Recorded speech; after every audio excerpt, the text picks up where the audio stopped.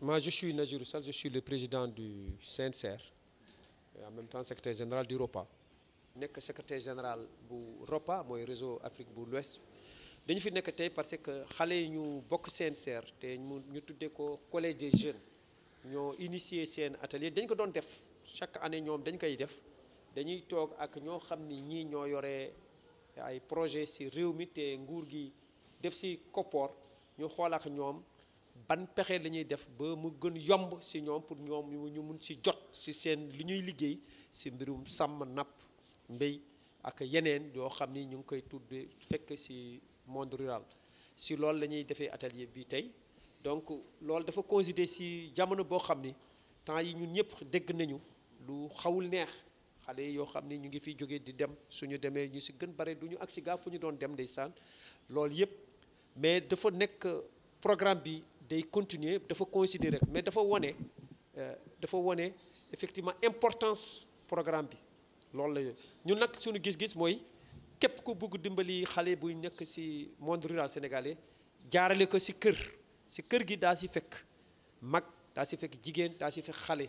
yi ñu fay nekk dañuy bëgg tekki te ñu ngi am foofu ay li ñuy liggéey soit ñu ngi béy soit ñu ngi sàmm soit ñu ngi napp soit ñu ngi soo ñëwee ci lool comme que ñu ngi doon def lool nga jàppale leen ci lool yaakaar nañu loolu mooy gën gaaw te day gën joxe gën résultat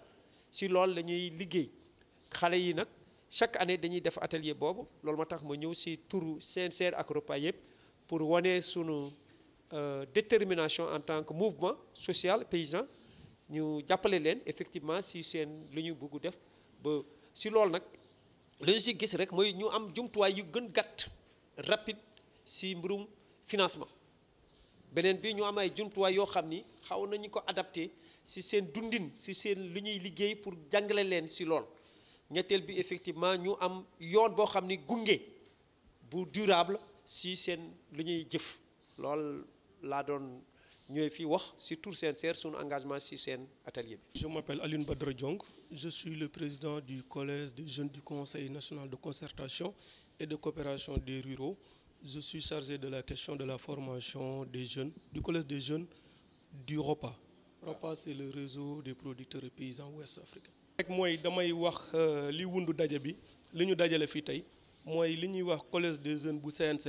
CNCR mooy kuréel gi nga xamante ne dafa dajale nappkat yi ak sàmmkat yi ak ñuy liggéey ci environnement ak béykat yi bi nekk ci Sénégal yépp mu nekk kuréel gu mag goo xam ne day dem di waxal béykat yi di leen défendre du ma wax rek kaas mais di leen défendre entre guillemets bu jaree lépp lu ñu war a def ñu def ko. li ma wax tey ci affaire li ñu dajale fii it mooy kuréel googu nekk ci biir CNCR nekk kuréelu ndaw yi dafa organiser lu ñuy wax tey ndaje boobu ñu tudde que nan la ñuy def ba en tout cas laal wala ñu wone opportunité mooy ñun yoon yi ñu am pour liggéey fii ci bay ci sàmm wala ci napp loolu moo tax ñu daje fi tey daje bi nag dafa am message bu ñu ciy joxe message bi nag ma wax ne dalew ñu ko tey parce que bi affaire bi amee rek ñun dañu jóg bind benn bataaxal bi ñu bindee bataaxal rajo yi woon nañ ñu pour am suñu kàddu def nañu ko it te boobu ba léegi bàyyiwuñu loolu moo continuer ci suñu politique de communication kon tey ndaje bi dañ ciy wax ne réew mi dafa soxla ay ndawam continent bi dafa soxla ay ndawam donc tey taxaw sax di wax ne ndaw yi bu ñu tukki dina am ñoo xam ne ni ñu koy gisee en tant que ndaw jàkkaarloog ñoom dina am ñu koy gisee noo xamante ne du ñu ma mën a dégg mais li ma ci wax rek damay jël sama responsabilité ak sama engagement yëpp di ko wax te du ma noppi di ko wax ndax dem naa ci réew yooyu ñuy bëgg dem xam naa ne la ñu réussir ñoom ak seen i ndaw ñoo ci ànd te li ci ëpp ci secteur bi ñu leen di woo lañ ko réussir moo tax ma ne gis nañu ay image gis nañu ay idée ay vidéo yoo xamante ne képp ku ko xool tey doo favoriser wala ngay pousse benn ndaw muy dem ci géej gi beneen bi dama ci teg ne dem ci avion ak dem ci géej man moom laa ci yemale dama gis ne li ma gëm mooy ndaw réew mi dañu war a toog ci réew mi parce que secteur bi ñu nekk ñun gëm nañu ne am na ay ndaw yu ci réussir man je suis l'exemple patent ku ñu mën a teg baaraam la koo xamante ne si mbay si la réussir donc kenn mënu ma yóbbu bureau te am naa master 2 en gestion des ressources humaines nekkoon naa assistant administratif RH et juridique d'une entreprise de la place dama démissionné bu ma jógee fii tool laa jëm kon kuy wax loolu da nga ciy nekk sama naataango yi nekk si biir salle bi lépp ci loolu la ñu nekk kon ci loolu lañ leen di woo état li muy def buñ ci àndeek moom ñu wan ñu nan la ñuy def ba jot si ñoom ñu wan leen ni ñun ñu ngi fi pour ngeen daj li ngeen siy wut xam naa ne jeunes yi mën nañ fee toog ba gis fi seen bopp ci réew li ñu lancé rek wax naa ko ci tubaab léegi mooy rester ici travailler ici réussir ici mooy toog fi liggéey fii tekk fi te mën na nekk ndaw yi bu ñu dégloo ñëw intégré suñu ay organisation dinañu leen wan ci yan yoon la ñuy jaar ba loolu mën a nekk.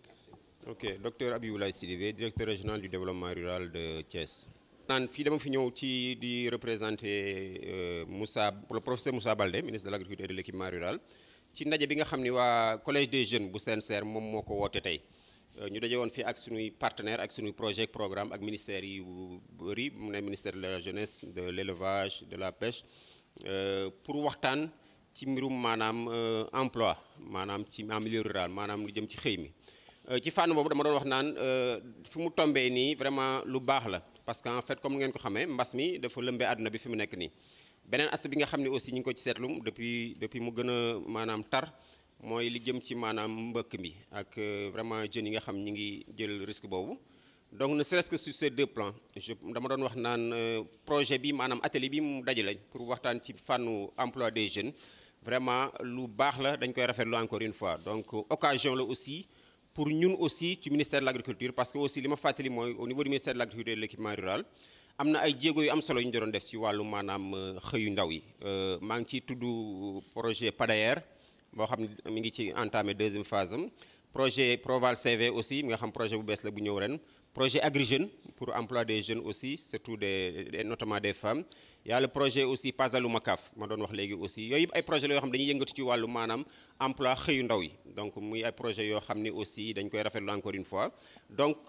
atelier bi ñu woote day permettre ñu mën a xool nan la ñuy gën a dooleel maanaam projet ak programme yi ak partenaires yooyu feneen fi may daaneel rek mooy aussi dafa am projet bu bees boo xam ni am na solo lool ci wàllu PSE bi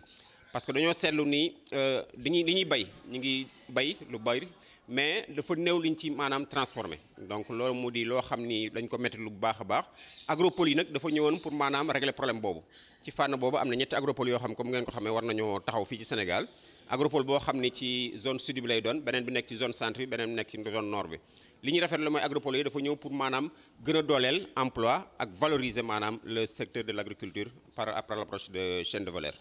waaw parce que loolu li indi projet agropole yi dafa loolu la parce que téeméer boo jël fukk ak ñett yi rek la ñuy sotti maanaam la ñuy transformer donc dafa di loo xam ne aussi dafa sooxe ci fànn boobu donc nañu agropole yi dafa ñëw pour doolee maanaam fànn boobu nga jëm ci industrialisation te aussi ku wax industrialisation maanaam soppar ñi wax automatiquement maanaam création d'emploi donc loolu mooy avantage bi. Awa Touré maa ngi dëkk bi ñu naan Kër Bakary waaye fi mu nekk nii nag maa ngi sëy Tivaouane bokk ci JUPA bu ñuy wax groupement intervillageois des producteurs d'arachide bu zone Gandiaye nekk it ci cadre de concertation des producteurs d'arachide bu Kaolack nekk fa tamit seen présidente collège comme ni ñu ko waxee bokk ci membre collège des jeunes bu CNCR atelier bi daf ñu amal solo lool parce que dafa ñëw ci waxtoom yaakaar naa ne waxtu bi ñu toll ngeen gis mbas mi ci réew mi gis tamit li nga xamante ne moom la jeunes yi jublu ku nekk di jël gaal di dem à l'extérieur loolu yaakaar naa moo ñu gën a pousser sax ñu def atelier pour gën a waxtaan ak suñu moromu ndaw yi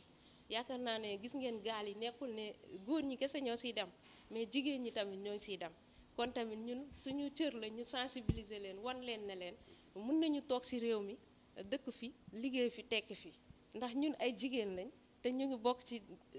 réseau agriculture yi nekk ay ndaw yoo xam ne ay baykat lañ dañuy nekk ci àll bi di bay kon yaakaar naa ne ñoom tamit suñu defee ni ñu def dinañ mën a toog fii ci réew mi du yomb ñi leen di wax mais suñu ñu jegee ñu gën a waxtaan ak ñoom sensibiliser leen wan leen ne leen njëriñ bi wax dëgg fa yàlla suñu góorgóorloo daañu ko gis kon li nga xamante ne moom la collège bi di def depuis 2012 ba léegi ci loolu la ñuy yëngatu ay jigéen ay góor ñëpp bokk nekk ñii di bay ñii di sàmm ñii di yar ginaar te loolu ci la ñu sukkandiku ci la ñuy dundal suñu njaboot ci la ñu nekk te ci loolu la ñu fas yéene sax di ñaan mu yokk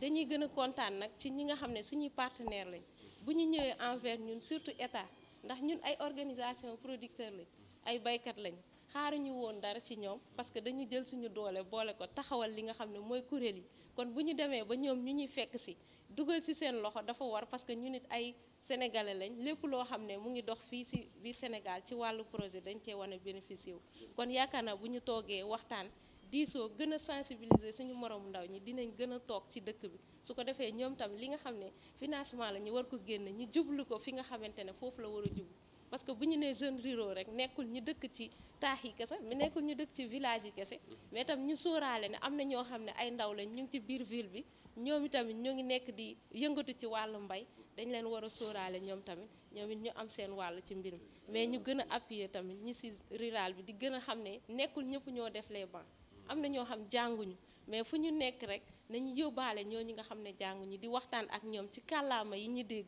su ko defee ñu mën a comprendre li nga xam ne loolu la ñuy def ba suñ ci duggee ñu mën a am engagement pour toog kon ñu ngi leen di remercier. Marilyn Loquet, je suis attachée de coopération sur les questions d'enseignement agricole au sein de l'ambassade de France au Sénégal. Alors, en quoi consiste concrètement le soutien de la France au profit de ces jeunes? Eh bien, la France et l'ambassade de France, bien sûr, est engagée. On s'inscrit complètement dans le cadre qui est fixé par le plan Sénégal émergent et qui met la priorité sur les questions du secteur agricole au sens large et la jeunesse. Donc les actions peuvent être diverses justement pour favoriser l'employabilité et également l'innovation. Je pense concernant l'employabilité, au soutien, la contribution apportée aux stages ruraux qui sont en train d'être mis en place par le Collège des jeunes du CNCR, ou encore sur l'innovation aux AGTech par rapport à la Terangatech, pardon. Et c'est l'occasion d'ailleurs de saluer la 2e édition du Forum numérique. Alors effectivement, l'action se traduit aussi par le soutien apporté au niveau de l'Agence française du développement, l'AFD, qui en 10 ans a consacré plus de 236 millions d'euros sur le secteur agricole, et également au niveau de l'accompagnement de la construction de certains centres de formation. Je pense notamment au centre de formation de Diama, le centre sectoriel sur le machinisme agricole, ou encore le centre sectoriel de formation en agroalimentaire, mais aussi l'accompagnement des instituts supérieurs d'enseignement professionnel, en particulier les ISEP de Richard Toll ou de Bignona, ou encore de la toute récente université du Sine Saloum, Hussein, qui est la première université du Sénégal sur le secteur agricole.